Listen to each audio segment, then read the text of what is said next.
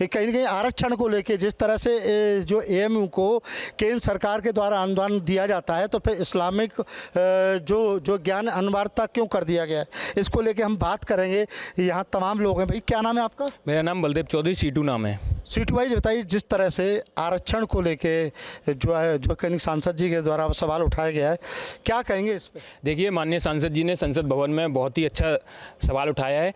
SC OBC के छात्रों को वहाँ आरक्षण मिलना चाहिए, जो कि पूर्व में केंद्र में कांग्रेस की सरकार थी, उनके एक शिक्षा मंत्री के द्वारा अल्पसंख्यक का दर्जा दे दिया गया था। लेकिन केंद्रीय जो सरकार के केंद्र के पैसे से चल रहा विश्वविद्यालय है, वो अल्पसंख्यक नहीं हो सकता, क्योंकि केंद्र सरकार के द्वारा संचालित है। ऐसे बहुत सारे विश्वविद्यालय हैं भारतवर्ष के अंदर जिनमें SC OBC का आरक्षण लागू है, लेकिन केवल एकमात्र एक विश्वविद्यालय अलीगढ़ मुस्लिम विश्वविद्यालय है जिसमें SC OBC के छात्र छात्रों को आरक्षण का लाभ नहीं प्राप्त होता है, क्योंकि कांग्रेस की सरकार ने उस समय गलती की थी। उस गलती को सुधारने के लिए संसद भवन में ये सांसद जी के द्वारा जो सवाल उठाया गया है वो निश्चित रूप से सही है। SC OBC के छात्र छात्राओं को आरक्षण मिलना चाहिए और विपक्षी दलों को भी इसका समर्थन करना चाहिए, जो कि SC OBC की बात करते हैं। वोट बैंक के लिए तो उनको यूज करेंगे, लेकिन उनके आरक्षण की बात होगी, उनके हितों की बात होगी तो बोलने को तैयार नहीं होंगे। देखिए, और भी लोग मेरे साथ हैं।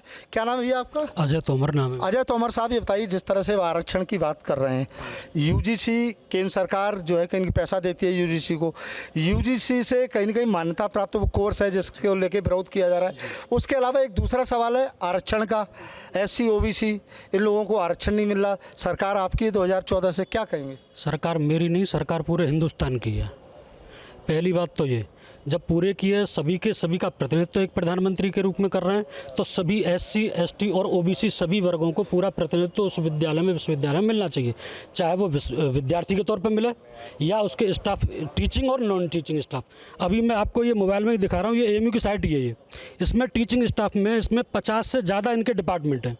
आप इसमें देखिए, गिनतियाँ करेंगे आप उंगलियों पर, मैं आपको कह रहा था उंगलियों पर गिनती करेंगे, जिसमें कि आपको अदर देन मुस्लिम समाज से एक भी टीचिंग स्टाफ में कोई भी किसी का भी डीन नहीं मिलेगा।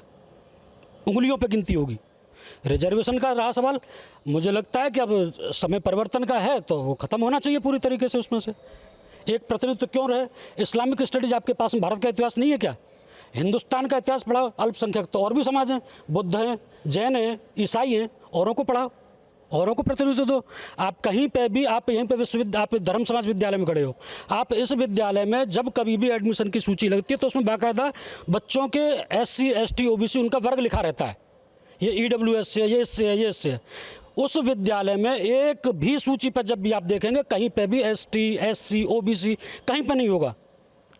आप गिनती करेंगे। जवाब ले लेते हैं, और भी लोग हैं यहाँ पे, हम इनसे जानना चाहते हैं। क्या नाम है आपका? मेरा नाम मोहम्मद अशरफ सगीर है।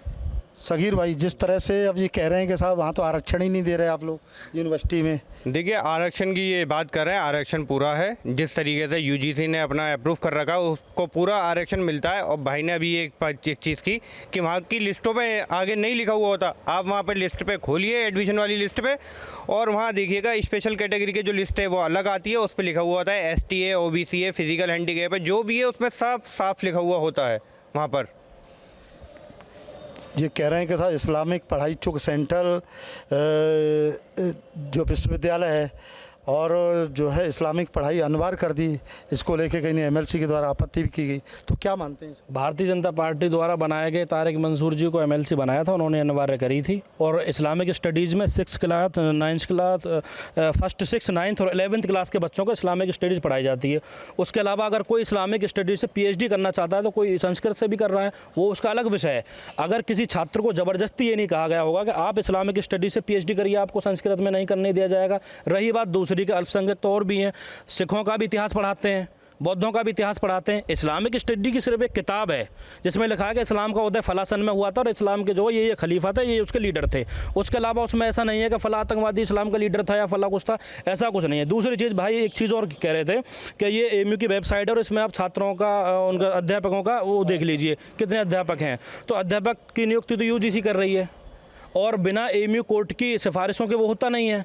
AMU कोर्ट के मेंबर सांसद जी हैं, अगर कोई पर्सनली दिक्कत है तो सांसद जी UGC से कहें कि भाई स्पेशल कैटेगरी के तहत आप एक काम करिए, मुसलमानों को जो है प्रोफेसर कम बनाइए और हिंदुओं को ज़्यादा बना दीजिए, ऐसा आप कर लीजिए। पूछ लेते हैं, आप भाजपा समर्थक भी हैं, स्टूडेंट भी हैं, छात्रों की राजनीति भी करते हैं।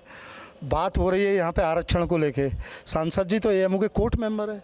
देखिए, पहले मैं भाई की बात का एक जवाब दे दूं। भाई कह रहे हैं कि भाजपा वीसी बनाती है। भाजपा वीसी नहीं बनाती। वीसी बनने का आदेश राष्ट्रपति जारी करता है, भारत सरकार के, भारत के राष्ट्रपति। नहीं, आपने कहा कि जो वीसी साहब जो तारिक मंसूर बनाए थे, जो तारिक मंसूर वीसी बनाए वो भाजपा के थे, भाजपा के नहीं थे, वो राष्ट्रपति ने वीसी बनाया था। ऐसे ही जो अब वीसी बनाई है नईमा खातून, वो भी राष्ट्रपति ने। एमएलसी की बात कर रहे हैं, तारिक मंसूर, डॉक्टर तारिक मंसूर की बात कर रहे हैं। रही बात सांसद जी की, जिनके द्वारा ये तमाम चीज़ें रही इनको नहीं, मैं सांसद जी के बारे में बता दूं। सांसद जी समय समय पर एएमयू के मुद्दे उठाते रहते हैं। अलीगढ़ के सांसद हैं, बहुत ही एक स्टूडेंट हित के लिए वो हमेशा काम करते हैं। आरक्षण क्यों नहीं दिला पा रहे? नहीं, आरक्षण की मांग उठा रहे हैं, जो समय समय पर उठा रहे हैं, जब भी जरूरत। मांग किससे उठा रहे हैं? नहीं, मांग जो है पार्लियामेंट में जाके जो है वो सरकार के समक्ष रख रहे हैं कि हमारे अलीगढ़ के अंदर ये समस्या है। सरकार धीमे धीमे जो इतनी 60-70 सालों की जो है विसंगतियाँ हैं, शिक्षा के क्षेत्र में सही और क्षेत्रों में सही, रक्षा के क्षेत्र में सही, चाहे वो सीमा से जुड़े विवाद सही, चाहे वो वित्त में जितनी विसंगतियाँ रही हैं, सारी विसंगतियाँ वर्तमान की सरकार 2014 से धीरे धीरे करके ख़त्म करती चली आ रही है। कश्मीर इतनी बड़ी समस्या थी, कश्मीर में पत्थरबाजी और आतंकवाद, वो आज खत्म होने के कगार पे। पत्थरबाजी में हम बात एएमयू के आरक्षण की कर रहे हैं। एक मिनट बताइए, क्या मानते हैं कि यहाँ पे एएमयू में आरक्षण मिलना चाहिए? जी बिल्कुल मिलना चाहिए।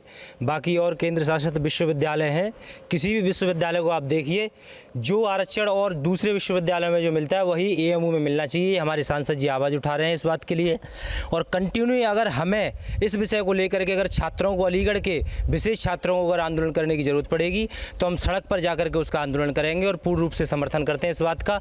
बाकी जितने भी हमारे भारत देश में जितने भी विश्वविद्यालय केंद्र से जो चलाए जाते हैं, उसी प्रकार उसी तर्ज पर आरक्षण हमारे एएमयू में भी मिलना चाहिए। जिस तरह से आरक्षण की मांग कर रहे हैं, कैसा आरक्षण एएमयू में होना चाहिए? एएमयू की वेबसाइट पे पड़ा हुआ जो आरक्षण दिया गया यूजीसी की तरफ से, तो क्या कहेंगे इसको? देखिए, मैं बताऊं आपको, अब तक अलीगढ़ मुस्लिम विश्वविद्यालय में अब तक एक विशेष समुदाय का जो है कब्जा रहा है, और अब मुझे लगता है कि परिवर्तन की बात 19 में भी आवाज़ उठाई थी और पुनः आवाज़ उठाई है, और मैं मानता हूं इस बार आवाज़ दबेगी नहीं। सत्यता ये है। दूसरा, मेरे भाई ने एक बात कही थी अभी कि वहाँ पर इस्लामिक स्टडीज़ के अलावा जो है सिखों की पढ़ाई भी पढ़ाई जाती है और जैन धर्म की भी, संस्कृत भी पढ़ाई जाती है, अलग विभाग है। जी, संस्कृत पढ़ाई जाती है, लेकिन वहाँ पर इस्लामिक स्टडीज़ के अलावा श्रीमद् भागवत महापुराण भी पढ़ाई जानी चाहिए, फिर रामायण भी पढ़ाई जानी चाहिए, फिर वो भी तो एक पढ़ाई के अंतर्गत आती है। रामायण पढ़ाओ, श्रीमद् भागवत महापुराण पढ़ाओ, वो क्यों नहीं पढ़ाई जाती वहाँ पर? वहाँ पर एक मस्जिद है और मस्जिद में अजान की जाती है, वहाँ मंदिर क्यों नहीं है? अगर ये बात कर रहे हैं, दोहरी मानसिकता की बात नहीं, ये दैट इज़ रियलिटी। मैं आपसे पूछना चाहता हूँ, वहाँ पर अगर मस्जिद है, मस्जिद में अजान की जाती है, तो मंदिर क्यों नहीं है? मंदिर में रामायण क्यों नहीं की जाती? आरक्षण पे आओ, आरक्षण की बात। अब बात रही आरक्षण की। देखो, आरक्षण जो है अब तक इन लोगों का वहाँ कब्जा रहा है, और अब इसका बदलाव होना भी निश्चित है, और ये होकर रहेगा। और बात रही आंदोलन की, तो तमाम राष्ट्रवादी जितने मेरे भाई हैं, सभी इस आंदोलन करने के लिए भी बाध्य होंगे। देखिए, ये हैं अभी और भी लोग हैं। अजय जी, जिस तरह से सांसद जी जो बीच में 2019 में उठा दी, अब चुनाव आ रहा है, जिस तरह से कुछ लोग कह रहे हैं, तो अब फिर उनको याद आ रही है आरक्षण नहीं है, तो ये 5 साल कहाँ रहते हैं सांसद? तो एक बड़ी मानसिकता बदली हुई है कि चुनाव आने वाला है। हिंदुस्तान में इतने राज्य हैं, इतने हुए हैं, कहीं ना कहीं पर चुनाव तो आएगा ही आएगा। CA आना है, NRC है, तो क्या इसकी वजह से कोई चीज़ आएगी नहीं कि चुनाव आने वाला है? चुनाव आने से कौन सी चीज़ प्रभावित हो जाती है? आपको प्रतिनिधित्व जब और जगह पे चाहिए, आपको सब जगह पे प्रतिनिधित्व चाहिए, तो एएमयू क्यों नहीं दे रहे हो? उसी तथाकथित जो है ये SC ST का बंटवारा जो करने में लगे पड़े हैं, इन लोगों को एएमयू में नहीं दिखता है कि वहाँ पे SC के बच्चों को हित होना चाहिए कि नहीं होना चाहिए? BC है, SC है, ST है, क्यों नहीं करवाते ये? वहाँ पे इनको लगता है कि वो यूजीसी ने कर रखा है हमारे लिए 5%। सांसद जी तो एएमयू के कोर्ट मेंबर भी हैं। आप उसमें देखिए पैनल में कितने लोग हैं, कोर्ट मेंबर और पैनल। आप उसमें पैनल जहाँ से एक तरीके से आप ये तो समझ लीजिए कि जब पैनल में अगर 11 लोग हैं, एक व्यक्ति उठाएगा पैनल में, मान सती से नहीं उठाई सांसद जी ने। अब आवाज तो आनी चाहिए ना पैनल में। बताइए सांसद जी ने जहाँ से हिंदुस्तान के बंटवारे की नींव इसी एएमयू से रखी गई थी, वहीं पर मोहम्मद अली जिन्ना की तस्वीर को हटाने के लिए प्रयास उन्होंने किया। हिंदू छात्रों के साथ में जितना भी अगर वहाँ पे ये होता है, क्या बोलते हैं, अत्याचार होता है, कोई भी चीज़ होती है, उसके लिए आवाज़ वो उठाते हैं। तो आरक्षण के लिए सांसद जी क्यों नहीं अब तक करा पाए? 10 साल सांसद रहे, लगातार 10 साल सांसद रहे, क्यों नहीं करा पाए? उसकी प्रक्रिया यही है, जब आवाज़ उठी है वो भी होगा, प्रयास भी सांसद जी कर रहे हैं। सांसद ही प्रयास कर रहे हैं ना। अब से पहले या कभी भी कोई भी, जब विजेंद्र सिंह कांग्रेस से रहे थे या उससे पहले कोई रहते, कांग्रेस की सरकार उससे पहले रही है, 70 साल पहले राज किया है, बीच में इसमें मुलायम सिंह की सरकार रही है, यहाँ पे किसी ने प्रयास किया? और भी लोग हैं, इनसे जानना चाहेंगे। जी बताइए, जिस तरह से आपके सांसद जी हैं, आरक्षण की आज बात कर रहे हैं, उन्होंने अब लोकसभा में बोला है, 2019 में बोला, बीच में कहाँ चले जाते? कोर्ट की मीटिंगें होती हैं लगातार, मीटिंग के फोरम पे कितनी बार उठाया होगा? देखिए, माननीय सांसद जी ने संसद भवन के अंदर ये विषय उठाया है क्योंकि ये सुप्रीम कोर्ट में विचाराधीन मामला है आरक्षण का, क्योंकि उस समय के कांग्रेस के केंद्रीय मंत्री, शिक्षा केंद्रीय मंत्री जी ने ये अल्पसंख्यक का दर्जा इसको दे दिया था, लेकिन वो ये भूल गए थे कि केंद्र के पैसे से संचालित विश्वविद्यालय, कैसे केंद्र के द्वारा संचालित विश्वविद्यालयों को अल्पसंख्यक दर्जा कैसे दे दिया। भाजपा के एमएलसी मानवेंद्र प्रताप सिंह ने पत्र लिखकर इस बात की मांग की है कि अलीगढ़ मुस्लिम यूनिवर्सिटी में जो बाकायदे सरकार के खर्च पर इस्लाम की शिक्षा दी जा रही है उस पर रोक लगाई जाए। इसको लेकर उस शिक्षा में भी उन्होंने पत्र लिखा है। अब एक अलग तरह पे जाता हुआ दिखाई पड़ रहा है। अब अलीगढ़ मुस्लिम यूनिवर्सिटी टारगेट में है, वहाँ पर जो इस्लाम की शिक्षा दी जा रही है वो आम आदमी के टैक्स से दी जा रही है। इसको लेकर भारतीय जनता पार्टी नाराजगी व्यक्त कर रही है। राजनीति में इतनी गिरावट हमने अभी तक कभी नहीं देखा कि हर जगह छेड़छाड़, कहीं कुछ तो छोड़ें। माननीय मुख्यमंत्री जी जो काम है उस पर काम नहीं कर रहे हैं, बेरोजगारों को रोजगार नहीं दे रहे हैं, देश से भ्रष्टाचार नहीं समाप्त करने की बात कर रहे हैं, महंगाई समाप्त करने की बात नहीं कर रहे हैं, और ये इधर उधर की बात घुमावदार कर रहे हैं। ये गलत है। और शिक्षा तो शिक्षा, आखिर जितने रूस की शिक्षा में रसियन भाषा यहाँ पढ़ाई जाती है, विदेश की तमाम भाषा पढ़ाई जाती है, उस पर भी रोक लगाएंगे आप? ये समझ में नहीं बात आती कि यानी मुख्यमंत्री जी कहाँ, कौन उनके सलाहकार हैं? मुख्यमंत्री जी तो बहुत अच्छे व्यक्ति हैं, लेकिन सलाहकार उनके क्या सलाह दे रहे हैं? शिक्षा कोई भी हो, शिक्षा ग्रहण करनी चाहिए, चाहे जिस बात की शिक्षा हो, शिक्षा कोई भी विषय की हो, शिक्षा लेनी चाहिए। ये समाज हित में है। ठीक है, अब पत्र व्यवहार शुरू हो गया इस मामले में, बाकायदे चिट्ठी लिख दी गई है और कहा गया है कि जो जनता का पैसा, जो सरकार का पैसा है, उस पर आखिर इस तरह की शिक्षा क्यों दी जा रही? देखिए, बिल्कुल जो सज्जन ने लिखा है भारतीय जनता पार्टी की तरफ से लेटर, जो अलीगढ़ यूनिवर्सिटी में इस्लाम के प्रति उनकी व्यक्तिगत सोच है, जो तालीम के प्रति जो उनका जो सोचने समझने परखने का तरीका है, मुझे लगता है कि सरकार और उनके दल के विधायक कृपया अगर इस्लाम की धार्मिक व्यवस्था में अगर सरकार सहयोग कर सकती है, अगर हिंदू धार्मिक व्यवस्था में सरकार सहयोग कर सकती है, अगर ईसाइयों के धर्म के सृजन में सरकार सहयोग कर सकती है, तो ये बुरी बात नहीं है। लेकिन बुरी बात तब हो जाती है जब इस्लाम को हम टारगेट बनाते हैं, जब इस्लाम को हम हथियार बनाते हैं। तो इस्लाम मीन्स जो है आपका हमला जो है मुसलमानों के भावनात्मक सोच पर है। उन्होंने पत्र में यही कहा कि खाली इस्लाम ही नहीं, फिर हिंदू, जैन और जो सिख हैं उनकी शिक्षा के लिए भी सरकार को पैसा खर्च करना चाहिए, खाली इस्लाम के लिए क्यों? बिल्कुल बिल्कुल उन्होंने सही कहा, लेकिन आप समझिए कि जो पूरे हिंदुस्तान की 5600 जाति और उपजाति है, जिसमें मुख्य रूप से 4 प्रकार के धर्म हैं। यहाँ पर्शियन का धर्म है, यहाँ सिखों का धर्म है, यहाँ तमाम धर्म है। धर्म के पैरे पर, अगर धर्म के पैरे पर चाहे या तो सरकार धर्म पर न्यूट्रल हो जाए, भाई धर्म आप जो समुदाय कर रहा है वो अपने तालीम के लिए करता रहे, लेकिन सरकार के उस धार्मिक व्यवस्था में कोई भूमिका नहीं होनी चाहिए। अगर इस्लाम के प्रति अगर इस तरह की बातें आती है तो यहाँ तो करोड़ों रुपया का दिया जला दिया गया, किसी ने विरोध नहीं किया। ठीक है, पत्र लिखकर इस साफ कहा गया है कि शिक्षा अगर हो तो सबके लिए हो, सिख के लिए भी हो, जैन के लिए हो, इस्लाम के लिए भी हो, हिंदू के लिए भी हो। खाली इस्लाम के नाम पर इतनी बड़ी यूनिवर्सिटी कैसे चल सकती है? देखिए, अलीगढ़ मुस्लिम यूनिवर्सिटी है, ठीक है, अगर वहाँ पर अगर इस्लाम वाली बात पढ़ाई जा रही है, अब मैं ये कहूँ कि बनारस हिंदू यूनिवर्सिटी से हिंदी पढ़ाना बंद कर दीजिए, संस्कृत पढ़ाना बंद कर दीजिए, तो ये कहाँ का जायज़ है? आप मुसलमानों पर दबाव नहीं बना रहे। दरअसल होता क्या है कि जब चुनाव आ जाता है तो मैं एक CAA का फुल फॉर्म बता देता हूँ। सीए का फुल फॉर्म है चुनाव आला रे आला, ये समझिए मतलब सीए। इनके हिसाब से सीए का मतलब ये है मुसलमानों को टारगेट करना, हिंदू मुसलमान के नाम से सत्ता में आना, 10 साल से शिक्षा, रोजगार, स्वास्थ्य, नौकरियां, महंगाई, सुरक्षा पर ना बात करते हुए अब 3 राज्यों में चुनाव है, 10 जगह उपचुनाव है। तो ये सब चीज़ें तो भारतीय जनता पार्टी के एजेंडे में है, इसलिए इसमें बुरा मानने की कोई ज़रूरत नहीं है कि इस्लाम पढ़ाया जा रहा है, क्या नहीं पढ़ाया जा रहा। अरे यार, एक बार जितनी आग अंदर है बीजेपी के वो सब निकल दो मुसलमानों के खिलाफ और सारे एजेंडे तैयार कर लो कि अब ये देश में मुसलमानों के लिए नहीं होगा और ये होगा, ऐसा एजेंडा तैयार कर लें पहले। सपा, भाजपा, कांग्रेस, हर बार एक ही बात, कांग्रेस सत्ता में है तो कोई और बात, भाजपा में सत्ता में है तो कोई और बात ही राजनीति धर्म पे। शिक्षा इस व्यवस्था पर भी तो हो सकती है कि नौजवानों को आप समझाइए कैसे बेहतर कृषि करनी है, कैसे साइंस में काम करना है, कैसे मैथ्स में काम करना है, कैसे इंजीनियर बनना, फोकस इस पर होना चाहिए। धार्मिक शिक्षा इतनी अनिवार्य है। देखो, ये शिक्षा बिजनेस में है कि धनोपार्जन में, और धार्मिक शिक्षा और धनोपार्जन शिक्षा अलग अलग है, उसका अलग अलग सेट है। मैंने एक बात सुनी, उस बात पर ध्यान देना। अयोध्या में नवंबर में एक मस्जिद है, टूटी फूटी है, उसमें पढ़ा कुछ नहीं जाता, लेकिन नवंबर में उस तारीख को, जो तारीख है, उसमें हिंदू भी चंदा देते हैं, उसमें देश विदेश के भी आते हैं बोलने वाले प्रवक्ता।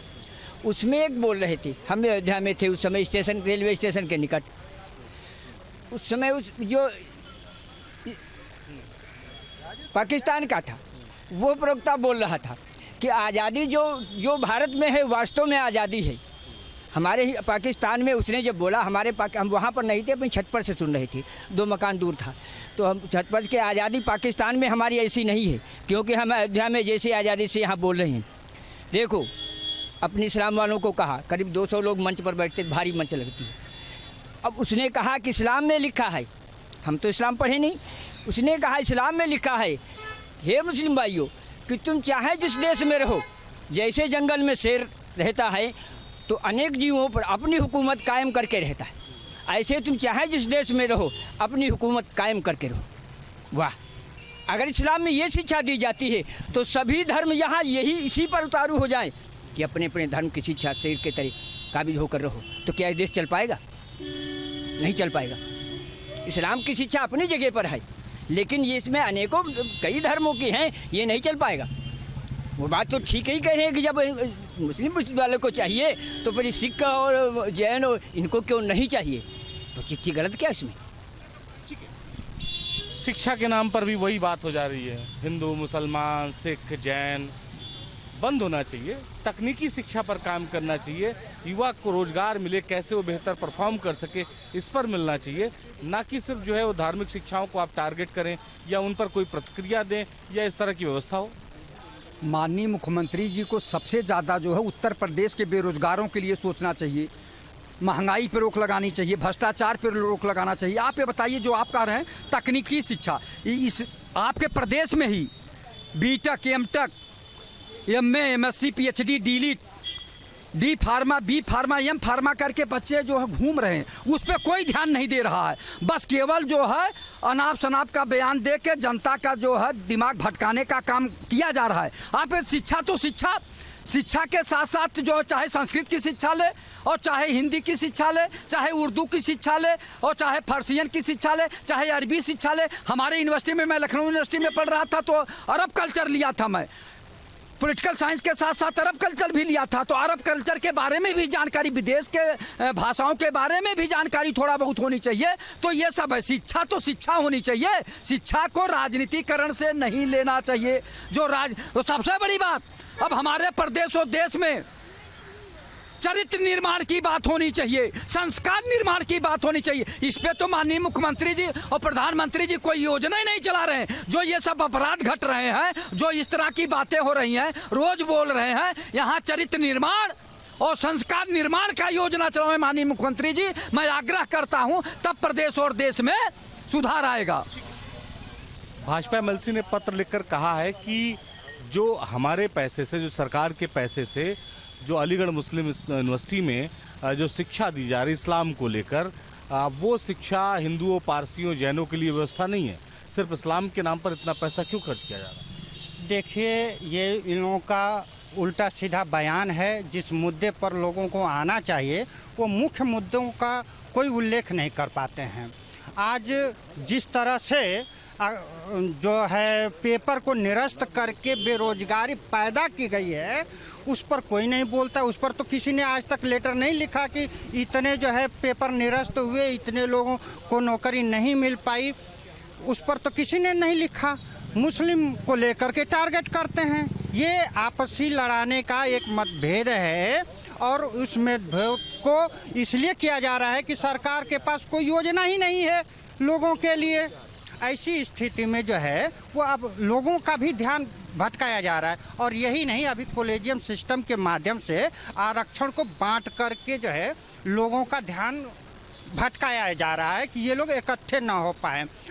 एक सवाल जो महत्वपूर्ण आया कि बीजेपी की तरफ से पत्र एमएलसी की तरफ से लिखा गया, कहा गया अलीगढ़ मुस्लिम यूनिवर्सिटी में जो इस्लाम की शिक्षा दी जा रही है उसके बजाय सिख और जैन और हिंदुओं के लिए उतना काम नहीं हो रहा है, सरकार का पैसा क्यों खर्च किया जा रहा है। बड़ा विरोध हो रहा है इस पत्र का। हाँ तो होना ही चाहिए भाई, वो तो सरकारी संस्था है जहाँ हर कॉलेजों में आप कर रखे हैं, हिंदू सिख ईसाई सबके बच्चे पढ़ते हैं। तो अलीगढ़ मुस्लिम विश्वविद्यालय में ऐसा कौन सा नियम, जब उसमें भी देश का पैसा लग रहा है तो वहाँ भी हर बिरादरी के हर समाज के लोगों की पढ़ाई शिक्षा को देना चाहिए और शिक्षा वहाँ पे क्यों नहीं हो सकती है।